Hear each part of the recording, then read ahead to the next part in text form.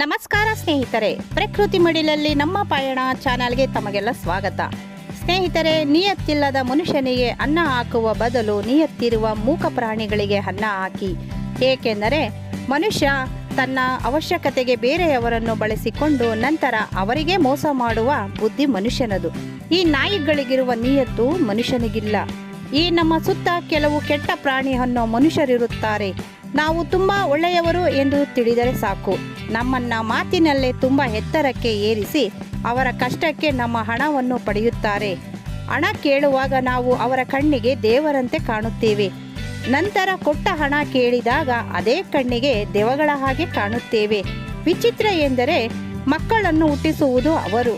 ಆ ಮಕ್ಕಳ ಮದುವೆ, ನಾಮಕರಣ, ಹೊಸಿಗೆ, ಹುಟ್ಟುಹಬ್ಬ, ಜಾತ್ರೆ, ಸಾವು, ತಿಥಿ ಹೀಗೆ ಹಲವಾರು ಕಾರ್ಯಕ್ರಮಗಳಿಗೆ ನಮ್ಮ ದುಡ್ಡು ಆಗಬೇಕು.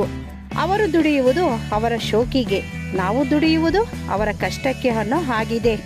ಈಗ ಕೊಟ್ಟು ಕೆಡುವುದಕ್ಕಿಂತ ಕೊಡದೇ ಇರುವುದು ಲೇಸು. ಮತ್ತೆ ತಿಳಿದುಕೊಟ್ಟರೆ ಕಾಸು ಆಗುವುದು ನಮಗೆ ಲಾಸು. ಯಾರಾದರೂ ಹಣದ ಸಹಾಯ ಕೇಳಿಕೊಂಡು ಬಂದರೆ ಹೊಟ್ಟೆ ತುಂಬ ಊಟನೋ ಬಟ್ಟೆನೋ ಕೊಟ್ಟು ಕೈಲಾದಷ್ಟು ಹಣ ಮಾತ್ರ ಕೊಡಿ. ನಮ್ಮಿಂದ ಸಹಾಯ ಪಡೆದವರೇ ನಮಗೆ ಮೋಸ ಮಾಡುವುದು ಎಚ್ಚರ. ಸ್ನೇಹಿತರೆ, ಈ ವಿಡಿಯೋ ನಿಮಗೆ ಇಷ್ಟವಾದರೆ ಲೈಕ್ ಮಾಡಿ, ಶೇರ್ ಮಾಡಿ, ಸಬ್ಸ್ಕ್ರೈಬ್ ಆಗೋದನ್ನು ಮರೆಯಬೇಡಿ. ಧನ್ಯವಾದಗಳು.